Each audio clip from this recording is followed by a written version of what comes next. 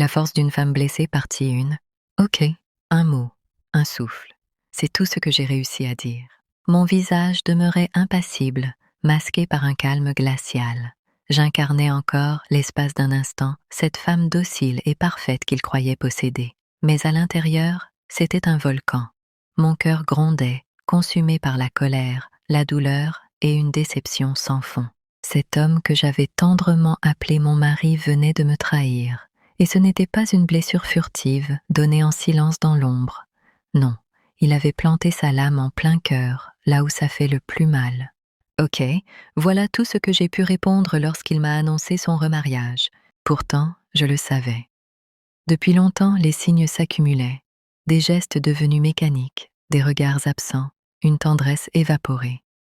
J'avais choisi de fermer les yeux, de prétendre ne rien voir. Car accepter cette vérité, c'était accepter la fin d'un monde que nous avions construit à deux. Mais mon sixième sens, lui, ne m'a jamais abandonné. Il me parlait, il me criait même. Il me scrute. Je sens le poids de son silence, lourd, implacable. Il attendait des cris, des larmes, une révolte. Mais je n'ai plus cette énergie. Mon cœur s'est brisé en silence. Je n'ai plus de bataille à mener.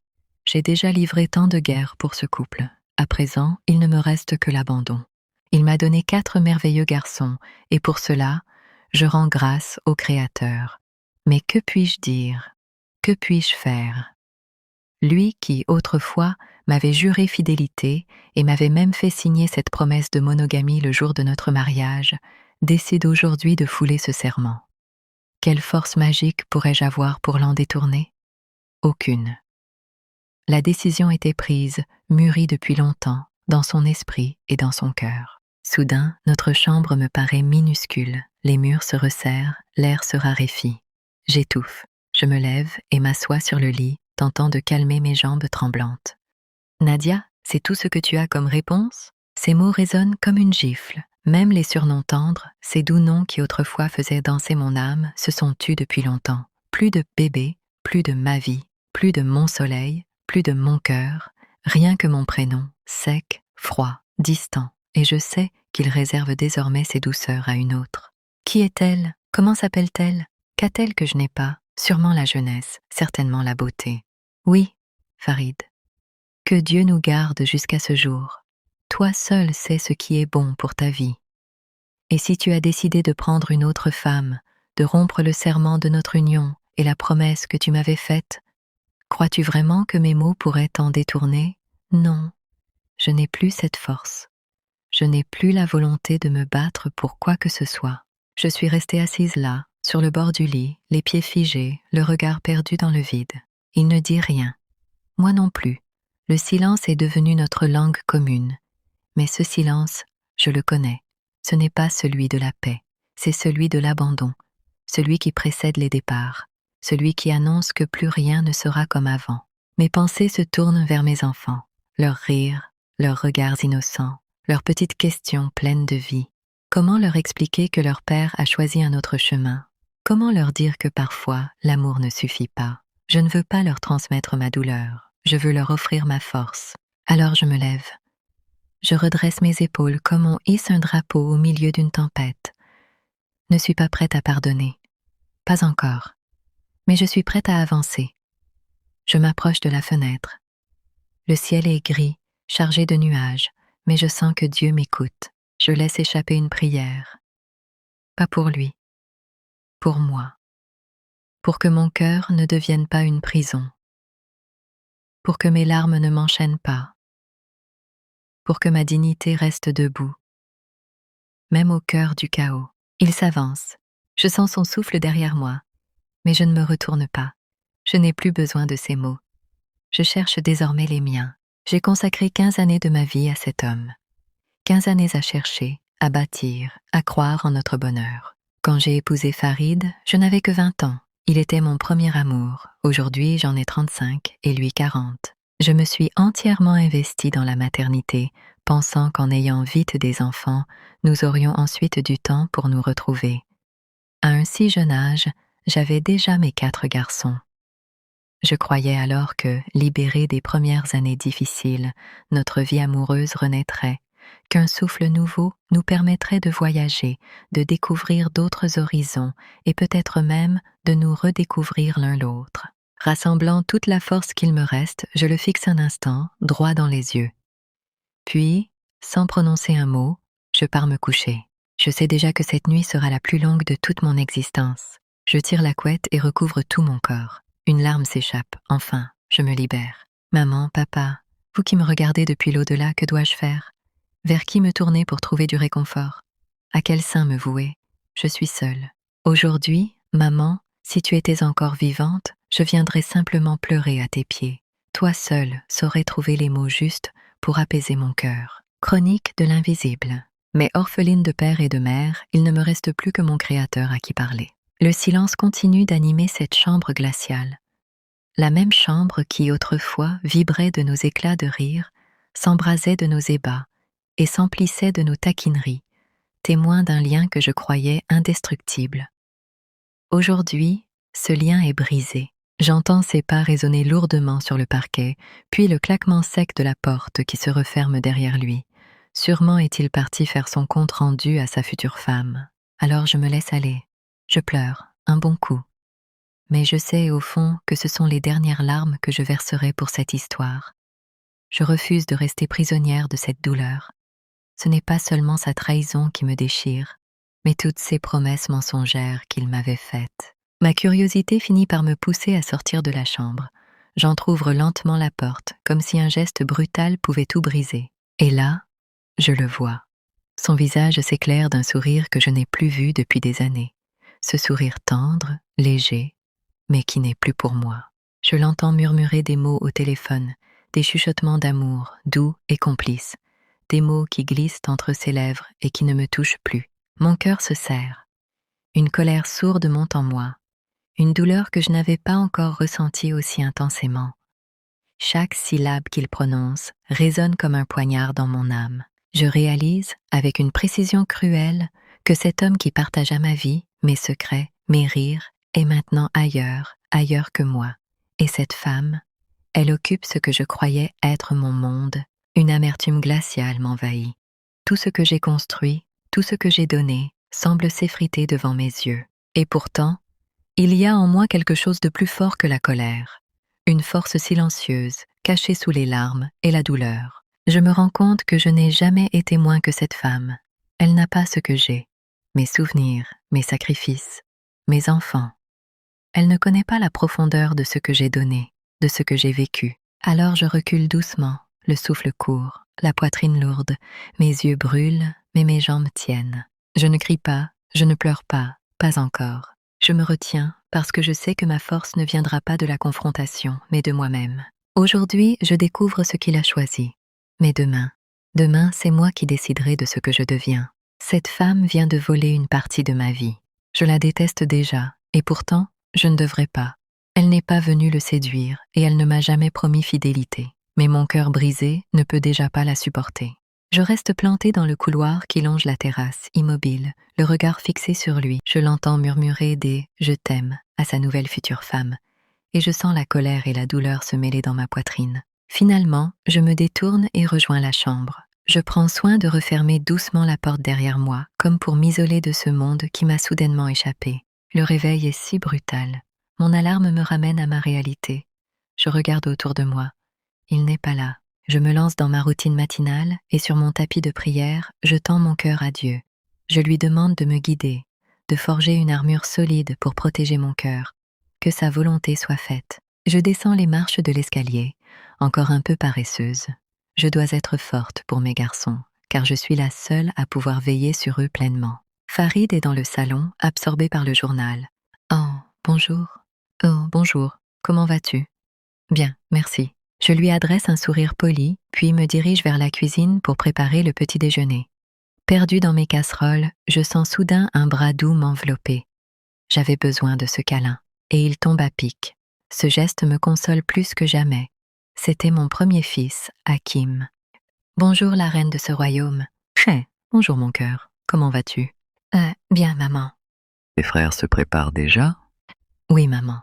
Aujourd'hui, j'ai un devoir de 3 heures. Souhaite-moi bonne chance. »« Bonne chance, mon fils. L'épreuve sera à ta portée. Tu es intelligent, j'ai confiance en toi. Merci maman. Farid nous rejoint dans la cuisine. J'ai l'impression qu'il espionne la conversation entre moi et notre fils. Peut-être se dit-il que je raconte notre discussion de la veille, mais je lui laisse le privilège d'annoncer ses décisions à ses enfants. Ce n'est pas mon rôle. Après le petit déjeuner, je conduis mes garçons dans leurs écoles respectives. Chaque pas me rappelle que, malgré la douleur, la vie continue et que je dois être solide pour eux. Le bruit des portières qui se referment s'éteint peu à peu dans le lointain. Je reste un moment devant l'école, le regard suspendu entre ciel et terre. Le vent caresse mon foulard, comme une main invisible, me rappelant que je suis encore là, entière, malgré tout. Je remonte dans la voiture. Le silence m'y attend, fidèle compagnon. Pas de musique, pas de radio, juste le souffle de mes pensées qui tournent et se mêlent. Je pense à Hakim, à ses mots doux, à sa force tranquille. Je pense à Farid, à ce regard furtif, à cette nouvelle qu'il n'a pas encore osé partager. Je pense à Dieu, à cette armure que je lui ai demandée ce matin. Se forge-t-elle déjà, là, au creux de mon cœur battant? À la maison, je retire mes chaussures lentement. Chaque geste devient rituel, presque sacré. Je prépare une tasse de thé à la menthe, comme un baume pour l'âme. Je m'assois près de la fenêtre, là où la lumière filtre doucement, caressant le silence. La force d'une femme blessée, partie 3. Chronique de l'invisible. Le soleil monte doucement, inondant la maison d'une lumière chaleureuse. Je me rends dans ma boutique, installée au salon. Les étagères sont bien rangées, les articles prêts à être expédiés. Chaque commande validée est une petite victoire, un rappel que je peux compter sur moi-même, que je peux créer, produire, réussir, même sans personne à mes côtés. Mes 4 livreurs passent et repassent, chacun avec son lot de colis et de sourires. Je supervise, j'organise, je contrôle les stocks, mais je garde toujours un œil sur mes enfants qui jouent dans la pièce voisine. La maison n'a jamais été aussi vivante, malgré le silence que Farid a laissé derrière lui. Hakim, mon aîné, revient de l'école, le visage encore empreint de sérieux et de concentration. Je l'accueille avec un sourire et un câlin. Ses frères le suivent, chacun avec leur énergie et leurs questions. « Maman, j'ai terminé mon devoir, regarde. »« Bravo mon cœur, je suis fière de toi. » Ces moments, si simples, si ordinaires, deviennent pour moi des trésors. Chaque rire, chaque petit succès de mes enfants est un baume sur mon cœur. Je continue mon travail, mais sans oublier de leur consacrer des instants de présence. Le déjeuner est un rituel de partage, de paroles échangées, de sourires et de taquineries. La maison vibre de cette vie que je construis seule, mais pleinement. L'après-midi, je reprends mes commandes et mes expéditions. Les appels des clients, les mails, les messages sur les réseaux sociaux, tout devient un jeu que je maîtrise. Je sens ma confiance revenir, doucement mais sûrement. Et dans chaque colis envoyé, je dépose une part de moi-même, de ma force, de ma résilience. Le soir arrive, et avec lui, un calme nouveau. Les enfants couchés, la maison silencieuse. Je m'assois près de la fenêtre. Le ciel s'embrase de couleurs chaudes. Je prends une grande inspiration. Je n'ai pas besoin de Farid pour me sentir complète. Je n'ai pas besoin qu'il revienne pour que ma vie ait de la valeur. Je suis là, entière, forte, capable, et demain, je recommencerai, encore plus déterminée.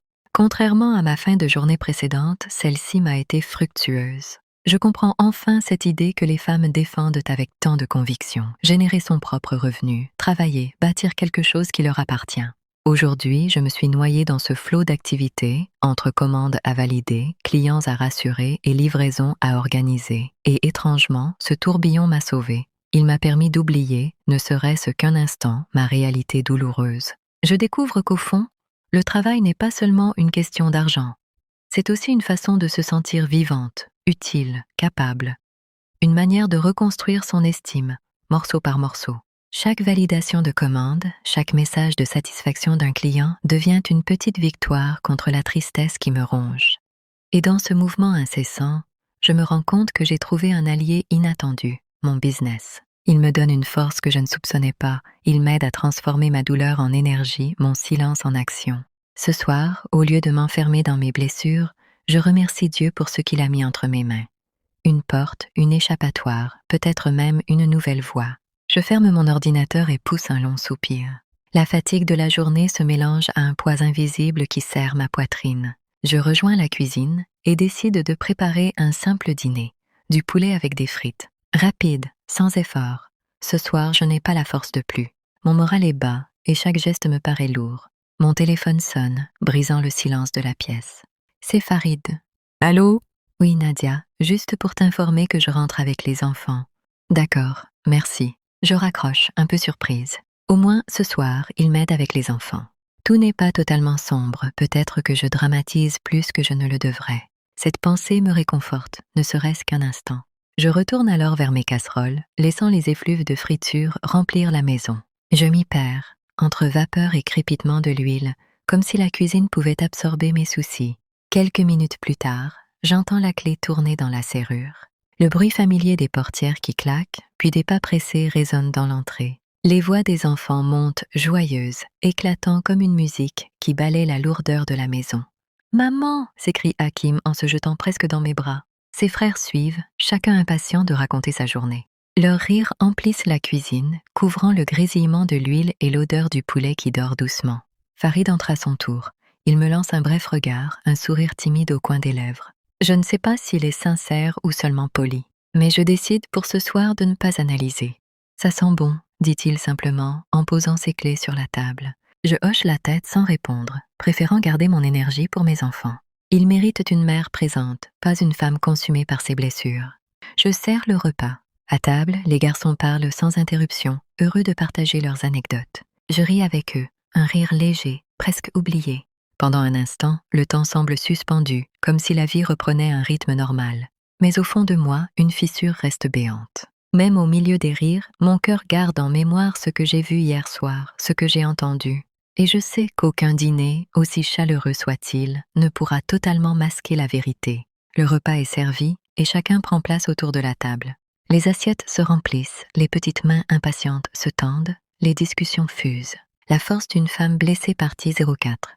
Chronique de l'invisible. « Maman, regarde, aujourd'hui j'ai eu un 10 sur 10, dit Malik, brandissant fièrement son cahier comme un trophée. Bravo, mon chéri, je suis fière de toi, je réponds en lui caressant les cheveux. Hakim, en grand frère protecteur, lui tapote l'épaule. Continue comme ça et tu rattraperas peut-être mon record, ajoute-t-il avec un sourire espiègle. Les éclats de rire se propagent autour de la table, comme une vague bienfaisante. Même Farid rit, un rire bref mais sincère qui m'arrache un pincement au cœur.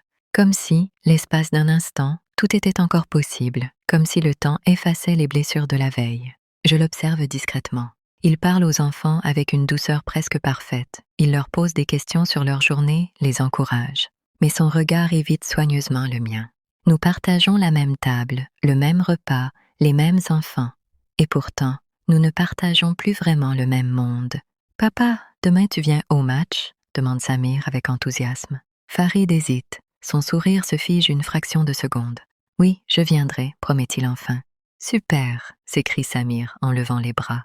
Je baisse les yeux vers mon assiette, jouant machinalement avec ma fourchette. Ce « oui » sonnait comme une réparation. Peut-être voulait-il se racheter, peut-être voulait-il prouver qu'il restait un père présent, même si ailleurs, il devenait un autre homme. Le repas continue dans un mélange de saveurs et de conversations enfantines. Je me surprends à rire moi aussi, à savourer la chaleur de mes fils, leur insouciance, leur amour inconditionnel. Ils n'ont pas conscience du volcan qui gronde sous leurs pieds. Et je me promets, encore une fois, de les protéger du mieux que je peux. Quand le dîner s'achève, les enfants débarrassent la table en riant et en se chamaillant. Farid se lève pour les aider, mais nos regards ne se croisent toujours pas. Entre nous, le silence est plus parlant que n'importe quelle phrase. La maison s'apaise peu à peu, les éclats de rire des garçons s'éteignent derrière les portes de leur chambre. Hakim révise encore un peu, Samir et Idriss ont déjà sombré, et Malik réclame une dernière histoire avant de fermer les yeux. Je les borde un à un, déposant un baiser sur leur front, comme un rituel sacré. En redescendant les escaliers, je trouve Farid assis dans le salon. La télévision est allumée, mais il ne la regarde pas vraiment. Il tient la télécommande dans une main, son téléphone dans l'autre. La lumière bleutée éclaire son visage, lui donnant des traits étrangers. Je m'installe sur le fauteuil d'en face avec une tasse de tisane. Je ne dis rien, lui non plus. Le tic-tac de l'horloge devient la seule voix de la pièce. Finalement, c'est lui qui rompt le silence. « Merci pour le dîner, c'était bon. »« De rien », je réponds simplement. Quelques secondes passent, lourdes comme des heures. Je sens qu'il voudrait dire autre chose, mais les mots s'étouffent dans sa gorge. Je ne veux pas l'aider, je ne veux pas le pousser, c'est à lui d'avoir le courage de parler. Je ferme les yeux un instant, laissant la chaleur de ma tasse me réchauffer les mains. Je repense à ma prière du matin. « Seigneur, donne-moi une armure. Peut-être que l'armure, c'est ce silence qui me protège de ces mensonges à demi dits, de ces vérités qu'il n'ose pas encore affronter. Farid se lève finalement, prétextant la fatigue. Je monte. Tu viens?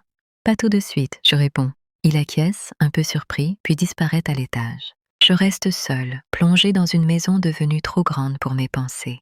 Je prends mon carnet à nouveau et j'écris, presque en tremblant. Le plus douloureux, ce n'est pas ce qu'il fait. Le plus douloureux, c'est ce qu'il ne dit pas. Le silence tue plus lentement qu'un poignard. Mais il tue tout de même. Farid est toujours éveillé, assis sur la terrasse, son portable collé à sa main comme s'il faisait partie de lui.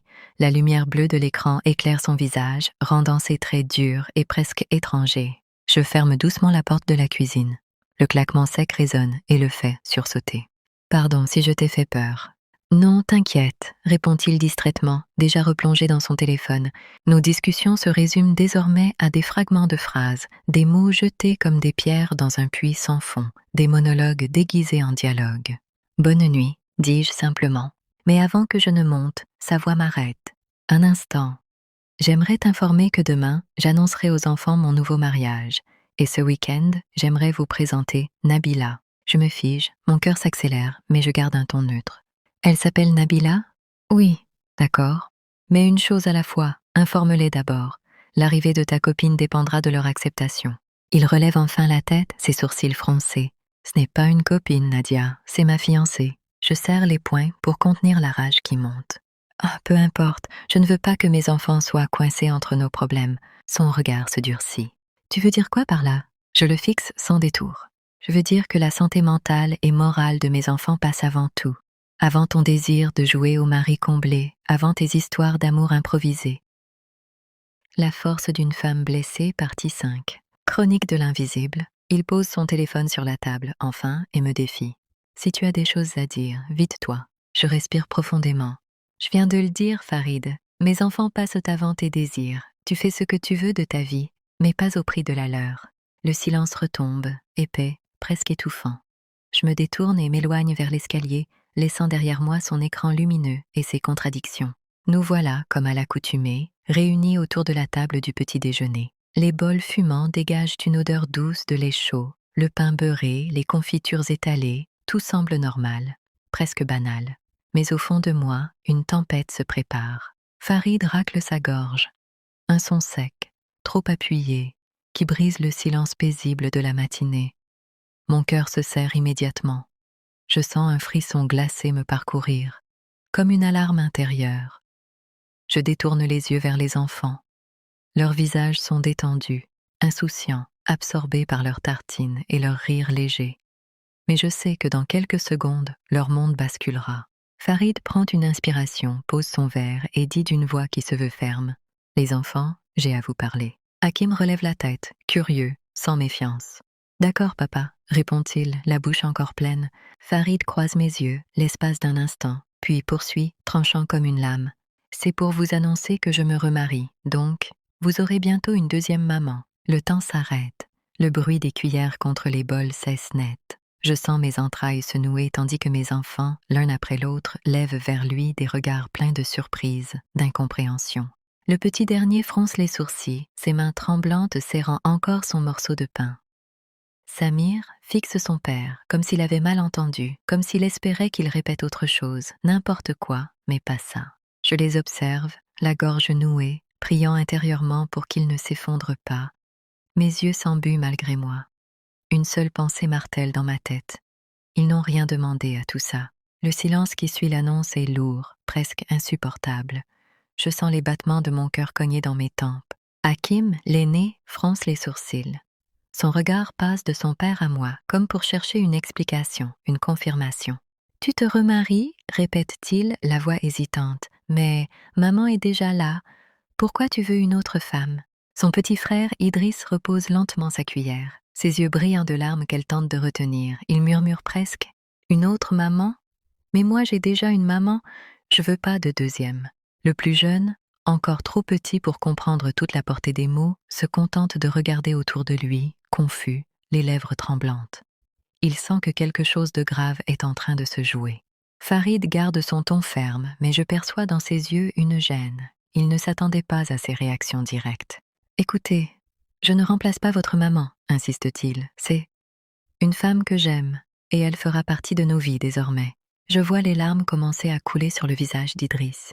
Il se tourne vers moi comme pour chercher refuge. Mon instinct maternel prend immédiatement le dessus. Je tends ma main vers lui et caresse doucement ses cheveux. Mon chéri, écoute, personne ne pourra jamais prendre ma place. Je suis ta maman et je le serai toujours. Je parle avec douceur, mais mes mots me brûlent la gorge. J'essaie de rester forte pour eux, même si au fond de moi, je me sens brisée. Hakim, plus mûr, prend la parole, presque avec colère. Mais papa, et si nous, on n'est pas d'accord? Tu nous demandes jamais notre avis, c'est toujours toi qui décides, et nous, on doit juste accepter. Farid soupire, mal à l'aise, sa voix tremble légèrement. Ce n'est pas contre vous, mais c'est ma vie aussi. Je le regarde droit dans les yeux et je tranche calmement, mais fermement. Non, Farid, ce n'est pas que ta vie, ce sont aussi tes enfants, leur équilibre, leur cœur fragile. Tu ne peux pas balancer ça comme une simple information au milieu d'un petit déjeuner. Le silence retombe. Les enfants fixent leur assiette, certains les larmes aux yeux, d'autres avec une colère muette. Je sens que quelque chose vient de se fissurer profondément dans leur petit univers. Et au fond de moi, je me promets une chose. Quoi qu'il arrive, je serai leur pilier, celle qui protège, celle qui répare, celle qui les aide à traverser cette tempête. Le petit déjeuner se termine dans un silence lourd. Personne n'a vraiment touché à son assiette. Chacun se lève presque mécaniquement, comme si les gestes habituels de la routine du matin devenaient soudain étrangement étrangers. Hakim monte dans sa chambre, les mains dans les poches, l'air fermé. Je connais ce silence. C'est celui qu'il utilise quand il est blessé, mais qu'il refuse de montrer sa fragilité. Je l'entends claquer la porte derrière lui. Samir s'assoit sur sa chaise un instant, le regard perdu, puis finit par monter lentement dans sa chambre, les épaules basses, comme si chaque pas pesait une tonne. Idriss reste un moment à table, silencieux, fixant son bol, la mâchoire serrée. Malik, le petit dernier, vient directement se blottir contre moi. Ses petites mains agrippent ma robe avec une force désespérée. « Maman, est-ce que tu vas partir ?» demande-t-il, la voix tremblante. Je m'agenouille à sa hauteur, je le prends dans mes bras et je serre fort. Jamais, mon cœur. Je serai toujours là, quoi qu'il arrive. Il enfouit son visage dans mon cou et je sens ses larmes chaudes couler sur ma peau. À suivre. Veuillez vous abonner à la page chronique de l'Invisible pour la suite de l'histoire. Merci.